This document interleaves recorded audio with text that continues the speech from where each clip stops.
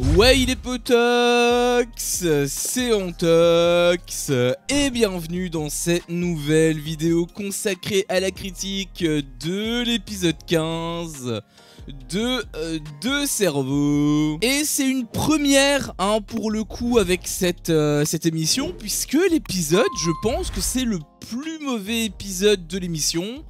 Alors je précise, bien évidemment, plus mauvais, on est quand même à des années-lumière des épisodes vraiment complètement vides dans d'autres émissions, hein, je précise, il y a quand même eu des trucs, il s'est quand même passé des choses, il y avait quand même un rythme qui était plutôt soutenu, il y avait quelques longueurs, c'est vrai, et c'est ça d'ailleurs qui fait défaut à l'épisode, c'est pourquoi justement je vous dis que cet épisode, pour moi, c'est le plus mauvais de l'émission, hein, le de l'émission est vraiment extrêmement important, ça reste quand même un épisode qui était sympa, on va dire que le plus mauvais épisode de cette émission, eh bien c'est un épisode qui est relativement correct dans d'autres émissions.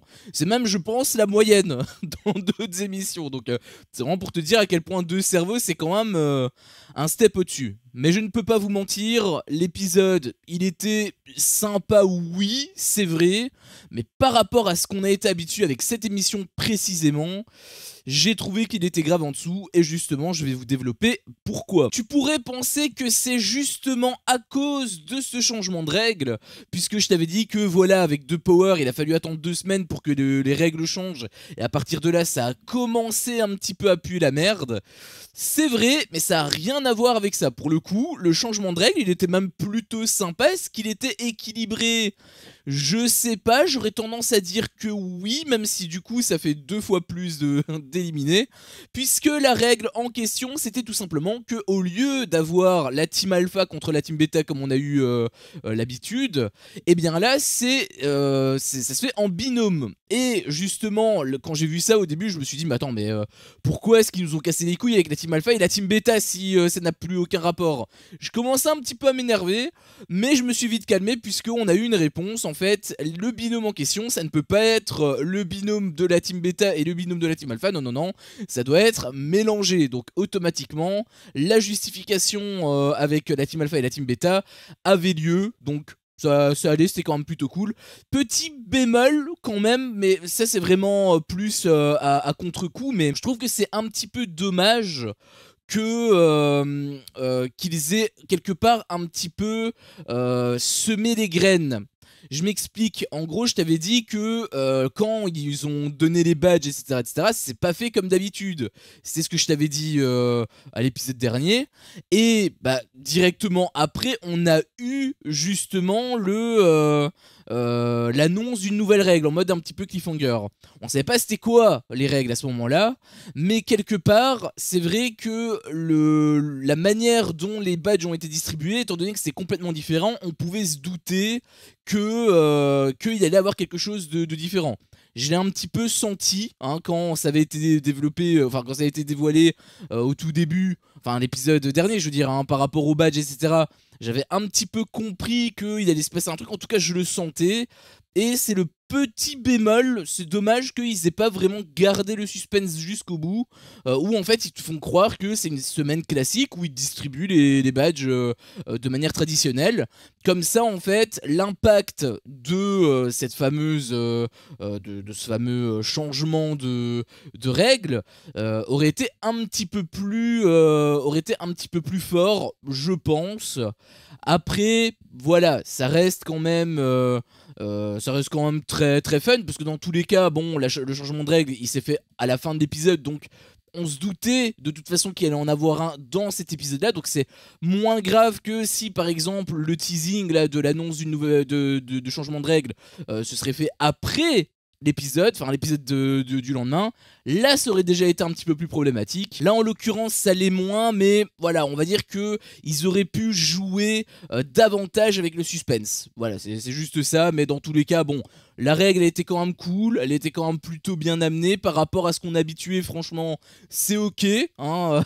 on a déjà eu des dingueries mais tellement hallucinantes avant que tu ne peux pas vraiment t'en plaindre, hein, tu ne peux que manger en réalité, donc je reste quand même content. Et donc, quel était le problème de cet épisode que j'arrêtais pas de te dire? Eh bien, en fait, c'est parce que le rythme, j'ai retrouvé le rythme des autres émissions de télé-réalité. C'est-à-dire que, il y en a plein, les apprentis aventuriers, les 50 saison 3, et les 50 saison 2 aussi, enfin bref, toutes les émissions de W9 fonctionnent sur le même principe. Tu as une cérémonie, enfin tu as une épreuve, et il y a deux possibilités. Soit cette épreuve se déroule en parallèle d'un autre groupe, et du coup on suit les deux points de vue, on suit l'épreuve, et ensuite c'est entrecoupé de moments un petit peu inutiles, quelque part vraiment des moments où on s'en bat les couilles de l'autre côté, alors que nous, ce qui nous intéresse c'est l'épreuve. Premier schéma, c'est ce qui se passe généralement dans les apprentis aventuriers. Deuxième schéma, exactement la même chose, sauf que comme les deux groupes, comme il n'y a pas deux groupes différents, en fait, comme il n'y a qu'un seul groupe, par exemple avec les 50, bah là, il te découpe avec des interviews. Et parfois, ça peut être intéressant, ça l'a déjà été plusieurs fois, notamment avec la finale, mais parfois, et même très souvent, c'est juste pour meubler.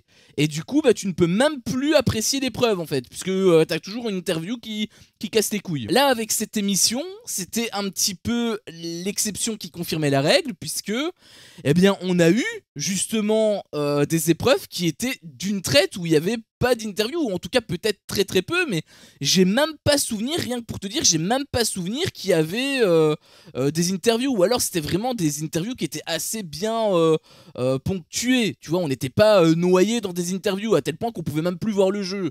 Là en l'occurrence on pouvait quand même voir le jeu, donc ça fait pas trop... c'est pas trop en rapport avec le deuxième cas de figure. Par contre le premier cas de figure, bah en fait il l'avait évité fatalement depuis le début, mais là bah je sais pas pourquoi ils te l'ont justement montré. Enfin ils t'ont montré justement le cas de figure, la structure habituelle de W9.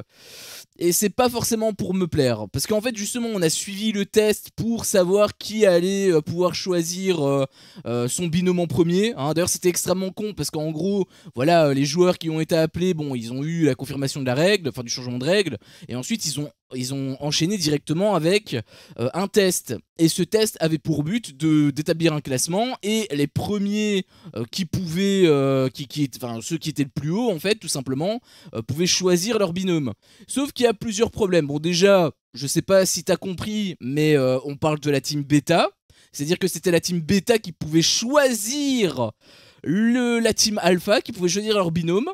À quoi bon être dans la team alpha si t'as même pas cet avantage là? Ça m'aurait semblé plus logique que ce soit l'inverse, tout simplement, hein, vu que bon bah c'est la team alpha, hein, c'est censé être un avantage. Alors je sais que cette semaine est particulière et que t'as vraiment pas envie de l'être dans la team alpha, mais quand bien même on a suivi justement toute une épreuve, etc., ça aurait été intéressant de plutôt leur donner à eux l'avantage. Ça m'aurait semblé plus logique en tout cas. Donc déjà, petit problème à ce niveau-là, je trouvais qu'ils avaient un petit peu travaillé à l'envers, là. Et aussi, surtout, c'est ça le deuxième problème qui, moi, me saoulait, c'est qu'en fait, on n'a pas pu suivre le jeu d'une traite, comme on a été habitué dans cette émission. Non, non, non.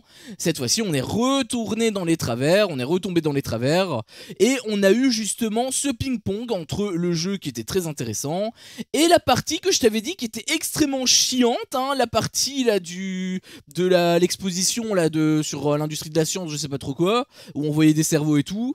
Bah je me suis dit que peut-être qu'ils allaient avoir également un petit jeu ludique pour leur donner un avantage ou quoi, mais absolument pas. C'était juste pour qu'ils ne sachent pas en fait ce qui les attendait. Alors tu les aurais mis devant le campus, ils auraient rien compris non plus, hein, dans tous les cas. Donc ça leur aurait mis la puce à l'oreille, c'est vrai, mais c'est pas grave, je veux dire, ils auraient quand même pas pu deviner, ah en fait il y a un changement de règle et ils vont pouvoir nous choisir. Non, dans tous les cas il y aurait quand même eu l'effet de surprise pour eux en fait. Donc déjà j'ai trouvé que c'était vraiment inutile par rapport à ça, et surtout bah, le truc c'est que comme je te l'ai dit, ça casse le rythme parce qu'il s'est rien passé dans cette séquence.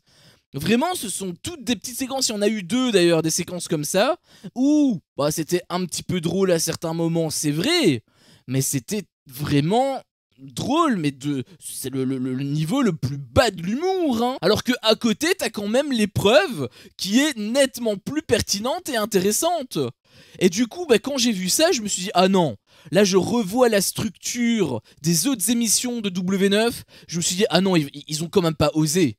Ils vont quand même pas retomber dans leur travers, parce que quand je t'avais dit le truc avec les 2 semaines, etc., j'avais pris comme base de Power, et du coup, je me suis dit, voilà, peut-être que ce sont des paroles dans le vent, et qu'ils vont, quelque part, comprendre leurs erreurs et ne pas les appliquer, qu'ils vont corriger, tout simplement, ces erreurs. Donc j'y croyais même pas trop par rapport à ça. Sauf que force est de constater que, apparemment, ils ont pas trop compris, finalement, ou en tout cas, ils ont pas voulu l'appliquer. Ou peut-être qu'ils l'avaient appliqué au début et que finalement, ils sont retournés dans leur travers. Mais vraiment, moi, ça me saoule. Si c'est une exception, aucun problème. Hein, si c'est juste cet épisode-là, ou même peut-être un autre épisode qui est dans genre 15 épisodes, je te dis ok, pourquoi pas. Mais j'espère que ça va pas commencer à faire comme The Power où là ça commençait à dégringoler, à chuter. Je te parle même pas de la finale qui était vraiment complètement pétée. J'espère qu'on va pas se diriger vers cette direction. Et là j'avoue que ça me fait un petit peu peur. Hein. Mes craintes avaient été un petit peu atténuées par rapport au fait que la base que j'avais prise c'était 2 semaines et... force est de constater que le début de semaine était quand même assez cool. Donc je me suis dit, bon bah dans ce cas-là, on craint peut-être plus rien par rapport à The Power. En tout cas, j'avais cet espoir-là, mais force est de constater que pour le dernier épisode, en plus de la semaine, ça m'inquiète. Là, je t'avoue que la semaine prochaine, elle va être un petit peu bizarre pour moi, parce que je vais beaucoup stresser, probablement. Je vais me dire, oula, est-ce que...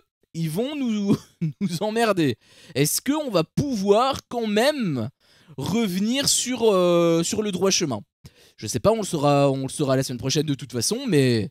voilà, dans tous les cas, ils sont revenus un petit peu sur cette structure-là, ça me plaît pas des masses. Et donc, quel était le test? Bah le test, c'était tout simplement de la culture G, donc les candidats étaient appelés un par un, ils avaient 30 secondes pour donner un maximum de bonnes réponses, et ceux qui avaient le plus de bonnes réponses étaient dans les premiers. Ensuite, voilà, ils font un classement dégressif jusqu'à avoir tous les candidats, hein, quelque part, donc c'était plutôt intéressant, c'était plutôt sympa. On a évité justement le délire avec le casque, là, dans les tests pour faire la recomposition d'équipe. Ça, j'avoue que c'était quand même plutôt chouette, parce que bon, le truc des casques où on te répète 25 000 fois les mêmes questions, c'est chiant, hein. Là en l'occurrence c'était quand même varié, donc c'était quand même plutôt sympa. Même s'il y avait des disparités, je trouvais, en tout cas, peut-être que c'est juste un sentiment personnel, c'est totalement possible, mais je trouvais qu'il y avait quelques candidats, notamment Mélanie, les questions qu'on lui a posées, bon, c'est pas vraiment des questions, combien y a-t-il de minutes dans une heure? Alors ok, il y a eu des questions qui étaient aussi très faciles, qui n'ont pas été répondues correctement, genre combien de jours il y a dans une année bissextile? Vivian qui répond 7. Bon, ok, oui, c'est vrai que il y a eu des grosses conneries qui ont été lâchées. Marois qui te dit que celui qui a peint la Joconde, c'était Leonardo DiCaprio quand même. Si t'as pas le nom, je peux le comprendre, mais dire Leonardo DiCaprio, c'est quand même un petit peu gros. Tu sais que c'est un acteur, enfin je veux dire, c'est pas comme si c'était un acteur inconnu. Hein, le mec, il a fait tous les plus gros films du monde, il est archi connu dans tous les sens. Quelque part c'était un petit peu honteux, hein. Je vais pas te cacher que c'était vraiment honteux cette réponse qu'elle avait lâchée. Mais là justement t'as un exemple concret. Marois elle avait eu le truc avec la Joconde, alors c'était quand même une question qui était relativement facile, mais tu pouvais ne pas avoir la réponse. Parce que voilà, Léonard de Vinci, peut-être que tu pouvais pas connaître son nom, ou peut-être que tu connaissais son nom, mais que tu savais pas le rattacher à la Joconde. C'est totalement possible. Par contre le truc de 60 minutes dans une heure, bon ça 100% des candidats pouvaient répondre à cette question, tu vois. Donc à partir de là, pour moi, il y avait déjà un problème d'équilibre, mais c'est le problème quand tu poses des questions différentes, c'est ce que je t'avais dit. Malheureusement, l'équilibre sera moins présent, ça sera mieux pour notre divertissement, mais ça a un prix, forcément, tu peux pas tout avoir. Il y avait aussi Toto qui a prouvé qu'il était fort, ça m'avait quand même fait plaisir, parce que c'est vrai qu'il est très très fort, et les autres l'avaient pas spécialement capté dès le début, en tout cas il y en a qui l'ont capté seulement maintenant. Nous forcément on l'avait vu avant quand il répondait certaines questions, etc. Franchement il avait un niveau qui était assez poussé, certes, il a fait quelques conneries, notamment au test pour la recomposition des équipes précédentes. Il s'est fait éliminer comme un con, ça c'est vrai. Mais il est quand même très très fort. Je pense qu'il peut avoir une chance pour gagner de cerveau. Mais le problème, et je pense que ça va être le principal problème de tous les candidats, c'est Jonathan, hein, et sa suprématie qu'il a encore une fois confirmé avec 8 bonnes réponses. C'est le premier d'ailleurs du classement. C'est lui qui pouvait choisir directement qui il voulait dans dans sa team, forcément il y avait le meilleur de la team adverse. Alors ça pouvait se jouer entre deux candidats, c'est vrai que Maïsen elle est très forte également, mais du coup il a préféré opter pour Vincent, je peux totalement le comprendre. Peut-être que en même temps, voilà, hein, on sait jamais que Maïsen, elle peut saboter l'épreuve et tout, elle est capable de tout, hein, donc voilà, je peux aussi comprendre pourquoi Jonathan il voulait pas se mettre avec elle, sachant qu'elle avait tenté une stratégie contre lui, donc c'est totalement logique. Mais du coup voilà, un jeu qui était vraiment intéressant. Après j'ai un autre point à dire que j'ai trouvé assez bizarre, c'est que le classement, bon voilà, t'avais un classement qui était fait, etc, ça c'était cool, sauf qu'il y avait des égalités. Et du coup, on n'a pas eu de réponse, ça n'a pas été filé, on ne sait pas comment ça a été fait, mais quid des égalités? Est-ce que ça s'est fait en fonction de la personne qui est passée en première, la personne qui est passée en deuxième? Est-ce qu'il y a eu justement une sorte de discussion entre les candidats pour se mettre d'accord? Je sais pas, dans tous les cas, il n'y a pas eu de deuxième round pour départager les égalités. Quelque part, je vais trouver que c'était dommage. Franchement, il y a des autoroutes qui peuvent prendre pour rallonger de manière naturelle et de manière pertinente, surtout, la durée de vie des épisodes, justement en te donnant plus d'épreuves, etc., mais qui étaient justifiées. Hein. Par exemple, là, ils t'auraient fait une manche, un round supplémentaire entre les... Il me semble qu'ils étaient 3 à être égalité avec 5 points, ou 4, je sais plus, mais il me semble que c'était 3. Mais ils auraient pu faire justement une épreuve, une manche plutôt supplémentaire pour les départager. Et comme ça, ça aurait été ultra clair, on aurait pu capter directement pourquoi.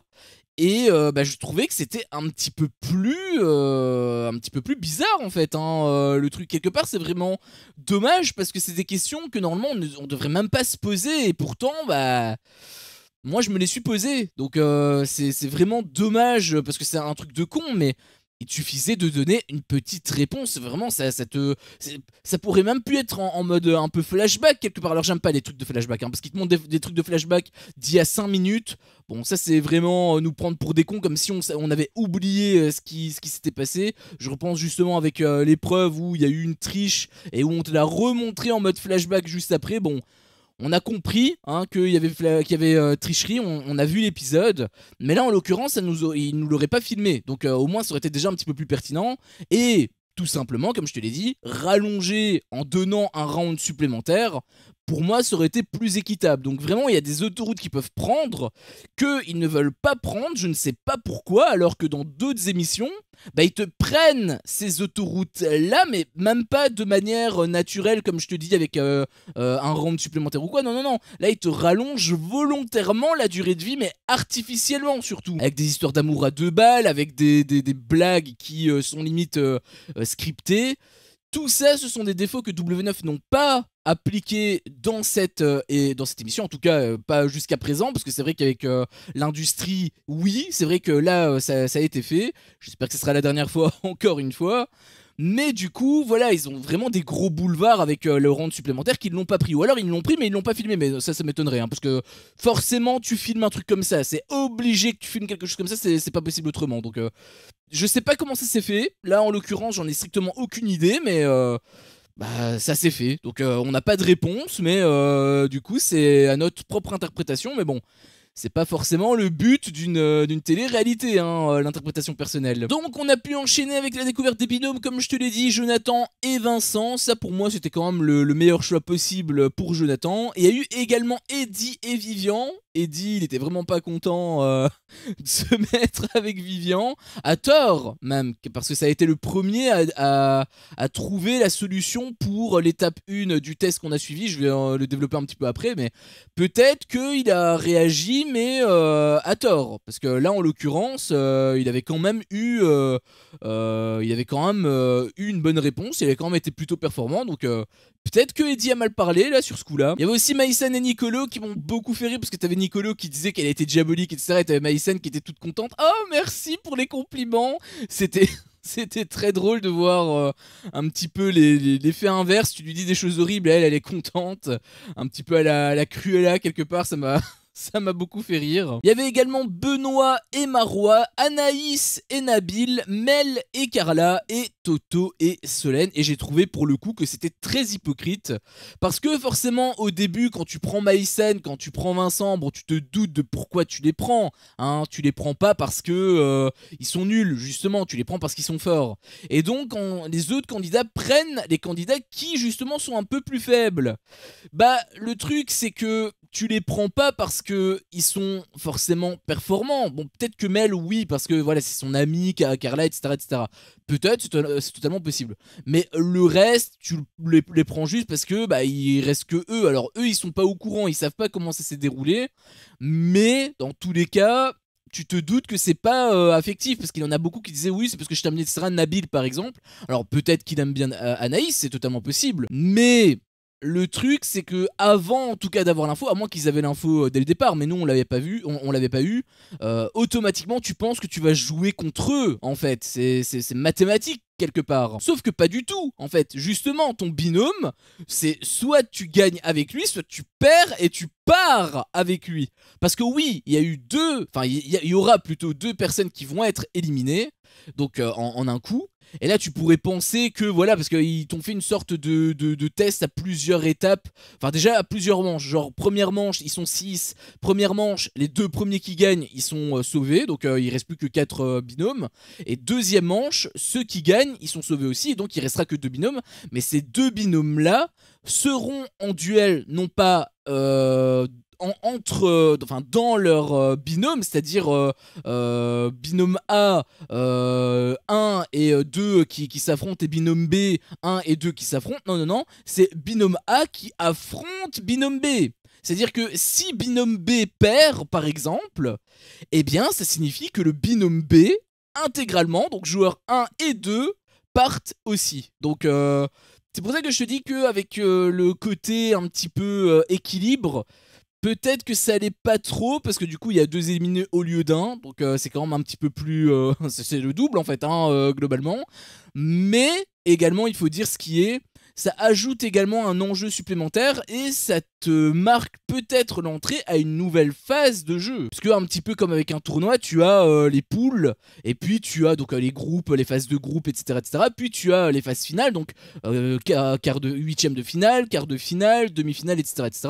Et peut-être que c'est également pour marquer le coup vers le passage à la phase finale. Peut-être, c'est totalement possible. Aussi, ça signifie que toute la strat que Maïsan avait fait pour justement sélectionner une team alpha qui n'était pas trop forte, de telle sorte à ce que s'ils perdent, eh bien, elle va pouvoir se sauver. Eh bien, tout ça, c'est tombé à l'eau, puisque bah, finalement... elle était obligée, en fait, quelque part, son destin était directement écrit avec ce changement de règle. Et c'est pour ça que je trouve quelque part que c'est un peu dommage qu'ils ont fait un test traditionnel, etc., etc., parce qu'au final ça avait moins d'impact. Mais ça restait quand même justifié, donc je peux comprendre que Maïsan sur ce coup-là, elle se sente vraiment bernée, parce que entre sa stratégie avec Jonathan, qui avait payé en plus, et qui finalement a été complètement jeté à l'eau à cause de Kim, et maintenant sa stratégie qui est encore une fois inutile, hein, à cause de la doyenne, elle peut peut-être sentir un sentiment d'injustice. Et en l'occurrence, bah, c'est le hasard. Je pense sincèrement que c'est le hasard, mais je peux comprendre en fait son point de vue en réalité par rapport à ça. Donc pour le coup, c'est vrai que c'était pas terrible. Et puis donc on a eu le deuxième test. Hein, on a eu 2 tests dans l'épisode. C'est pour ça que je te dis que le rythme était quand même soutenu, il était quand même dynamique, etc., etc. C'est quand même cool. Oui. C'est plus le côté ping-pong qu'on a eu avec le premier test. J'espère que ce sera la dernière fois, parce que en règle générale, c'est quelque part un petit signal qui s'allume hein, dans ma tête. Là, je me dis, oula, attention, faut faire attention. Là, il va se passer les mêmes trucs que dans les autres émissions de télé-réalité. Donc, j'espère pas, peut-être que ça va être une exception. Donc, je croise les doigts, mais on saura de toute façon plus tard. Mais voilà, pour revenir sur le fameux test, donc ça s'est fait, comme je te l'ai dit, en 3 manches. Et bon, je sais pas comment vont se dérouler les autres manches. Là, on a eu que la première. Et la première manche s'est déroulée comment? Eh bien, 2 étapes. Première première étape, c'est la team bêta qui devait jouer, donc la team alpha elle devait se barrer, et il devait répondre à une petite énigme pour ouvrir le coffre. Donc en gros t'avais une énigme, en gros quand tu répondais à cette énigme ça te donnait un mot, et c'était justement le mot qu'il fallait noter pour la combinaison des lettres. Et une fois que tu ouvrais le coffre, l'autre il pouvait te rejoindre, tu mettais tes menottes avec lui, et tu devais répondre à une deuxième énigme, là en rapport plus avec les chiffres. C'était de la logique pure, là pour le coup c'était même pas une énigme, c'était vraiment de la logique pure, et tu devais simplement faire la combinaison, et si la combinaison était bonne, hop c'est bon, tu étais sauvé. Le jeu était quand même vachement cool, vachement pertinent, j'avais trouvé, il s'est passé des petits trucs, notamment avec le coup de tricherie de Nicolo. C'est vrai qu'il y a eu tricherie parce que comme je t'ai dit, Vivian ça a été le premier à trouver le mot en question d'ailleurs c'était carte, en gros l'énigme c'était je peux construire des châteaux et être le meilleur guide du monde. Donc le mot en question c'était carte. J'avoue que celui-là je l'avais pas du tout, mais je suis vraiment pas bon en énigme, faut vraiment que je travaille ça. Mais du coup Vivian était le premier à trouver le mot, donc franchement déjà ça mérite des applaudissements. Preuve qu'il n'est pas aussi bête que tout le monde peut le croire, c'est souvent l'image que les candidats renvoient, mais je suis persuadé que non, et quelque part ça a été un petit peu prouvé avec cette performance de Vivian, donc déjà super cool par rapport à ça. Mais le problème justement c'est que Nicolo ne trouvait vraiment pas le truc, et du coup il demandait à Vivian de l'aide, et il l'a aidé, il lui a dit le mot, c'était carte, et donc il a pu être débloqué. Anaïs elle a été ultra vénère, et je vais directement mettre les pieds dans le plat. Je comprends le point de vue d'Anaïs, je reconnais aussi qu'il a triché et que pour moi ça n'aurait pas dû passer. Mais exactement comme avec les 50 et les fameux retours, pour moi ça a été validé par la doyenne. On avait vu justement que quand Maïsan et Nicolo avaient terminé leur truc, il y a eu une lumière verte et la doyenne avait dit position validée, Nicolo, Maïsan, vous vous sauvez. En gros elle l'avait validé textuellement, oralement. Donc pour le coup, pour moi, à partir de ce moment-là, elle devait pas revenir en arrière. Là, elle a dit, justement, c'est le gros cliffhanger d'ailleurs de l'épisode, elle a dit non, finalement, je reviens sur l'édition, parce qu'Anaïs, en gros, elle a fait scandale, elle a dit oui, mais ça c'est facile, ils ont triché, etc., etc. Bah oui, bah dans ce cas-là, la doyenne, elle aurait dû le dire directement, parce qu'en attendant, ils ont joué, mais en fait, ils ont joué littéralement pour rien. Puisque dans tous les cas, ils pouvaient quand même pas être sauvés, tu vois ce que je veux dire? C'est pour ça que pour moi, la doyenne, si elle valide, c'est qu'elle valide. Et c'est que du coup, bah tant pis, elle est passée à côté, et bah c'est une injustice, oui, mais c'est la faute de la doyenne, c'est pas la faute des joueurs. Donc là, elle va pénaliser les joueurs. C'est quoi la sanction? Je sais pas. Et si ça tombe, la sanction, ça va être simplement que ils vont pas pouvoir être sauvés, et que ceux qui vont être sauvés, ça va être plutôt Vivian et je sais plus c'était qui sont bien. Bah Eddie, voilà, forcément. Vivian et Eddie. C'est peut-être ça la sanction que Nicolo et Maïsan vont avoir. Il y a des chances en réalité que ce soit ça. Je pense pas que ce sera un truc genre Nicolo et Maïsan sont d'office en duel. Je pense qu'elle irait pas jusque là, ça me paraîtrait vraiment extrêmement sévère, beaucoup trop sévère pour sa propre réaction, parce que comme je te l'ai dit, la doyenne elle avait validé, donc pour moi c'est pas juste, enfin ça aurait pas été juste avec la tricherie, bien évidemment, mais rien que le fait qu'elle ait validé, pour moi c'est la faute de la doyenne, et le fait que c'est les joueurs finalement qui soient pénalisés, quelque part je trouve que c'est pas correct de la doyenne, tout simplement. Et donc ensuite on a eu la deuxième étape qui là était plus en rapport avec justement des chiffres, donc c'est une combinaison avec plusieurs trucs, plusieurs phrases qui te permettaient de déduire que c'était tel chiffre à cet endroit, etc., etc. Exactement un peu comme dans The Power. Dans The Power on a déjà eu un truc comme ça, c'est tout pareil. Et je peux directement te donner la solution si tu veux. Je l'avais pour le coup, j'avais eu en moins de 30 secondes. Enfin, j'ai fait plusieurs vérifications, mais je pense que j'ai eu en une vingtaine de secondes. Mais on va compter large. Je l'ai eu en 30 secondes. Donc voilà, peut-être que ça aurait été suffisant ou pas, puisqu'avec le montage, on peut pas connaître la durée le temps que les candidats ont pris pour répondre à l'énigme. On ne peut pas le savoir. Donc je sais pas si ça serait passé ou pas. J'en sais strictement rien. Mais je peux quand même te donner la solution. Alors la solution était la suivante. Nous savons qu'avec la ligne 2 et la ligne 4, aucun chiffre n'est bon. Donc à partir de là, tu peux supprimer tous les autres chiffres. Puis sur base de ça, il te suffit simplement de déduire, de voir en fait les chiffres en commun avec la ligne 1, 3 et 5, hein, donc tu regardes simplement les deux chiffres qui sont en commun à chaque fois pour trouver les bons chiffres. Donc là en l'occurrence c'est le 2, le 9 et le 5. Et là bah, il suffit simplement de voir en fait avec les autres lignes pour connaître tout simplement l'ordre. Sur la ligne 3, deux chiffres sont bons mais il n'y en a qu'un seul qui est bien placé. Comme on sait qu'avec la ligne 1 il y a le 2, bah ça peut pas être le 2, donc c'est forcément le 5. Donc on sait que le 5 est bien placé, donc troisième position, le chiffre 5. Nous savons aussi par déduction que le chiffre 2 est en première position, puisque dans la ligne 3, on a eu justement un 2, et on sait qu'il n'est pas bien placé, puisque c'est le chiffre 5 qui est bien placé. Donc première position, c'est forcément le 2. La ligne 1 d'ailleurs nous le confirme, hein, puisqu'il disait que les deux chiffres étaient, il y avait deux chiffres qui étaient bons, mais pas bien placés, et il était exactement au même endroit que à la ligne 3. Donc on sait que le 2 est en position 1, et donc il nous reste plus que le 9 qui est fatalement en deuxième position, nous donnant donc le code 2, 9 et 5. Voilà, hein, je sais pas si toi tu as éprouvé des difficultés avec l'une ou l'autre étape, n'hésite pas à me le dire dans l'espace commentaire. Moi c'était vraiment la première étape où là j'avais aucune idée, pourtant c'était tout con, hein, mais les énigmes j'avoue que c'est vraiment pas mon fort, il faut vraiment que je me mette dans un mindset énigme pour vraiment être un minimum performant. Mais par contre, la deuxième étape, là par contre c'était vraiment les deux dos dans le nez, puisque là je suis, en ce qui concerne la logique, ça va, je suis quand même assez bon, donc j'étais quand même plutôt content. Est-ce que j'aurais été sauvé ou pas? Ça j'en sais rien, mais dans tous les cas, ce qui est cool avec ce jeu, c'est pas de savoir si t'es sauvé ou non, ça on s'en fout, c'est surtout de jouer avec les candidats. Et ça c'est extrêmement intéressant. J'espère que les autres jeux qu'on va avoir, pas forcément dans cette émission, mais dans d'autres émissions, ça va être pareil. Alors il y a des formats qui sont un petit peu difficiles, genre les 50 ou les apprentis aventuriers, c'est assez délicat parce que bah forcément c'est des jeux qui sont plus dynamiques où il faut courir etc. Là tu peux pas jouer avec les candidats. Mais par contre avec The Power tu pourrais, je t'en avais déjà parlé justement dans la saison 1, j'espère que ça va être le cas dans la saison 2 parce qu'il y a une saison 2 bien évidemment, on en reparlera le moment venu, mais à voir bien sûr, mais j'espère que cette émission va un petit peu s'améliorer. Et ce qui me fait très peur surtout, c'est que bah, c'est la saison 2. Donc la saison 1, on a eu une saison 1 qui était très bonne, exactement comme les 50.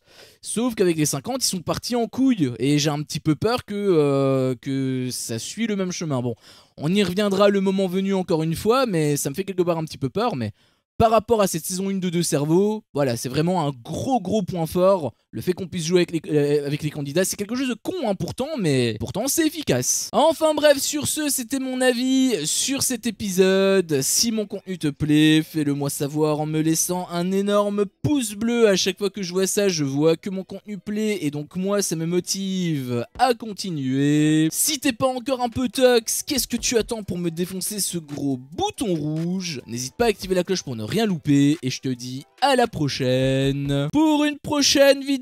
Ciao.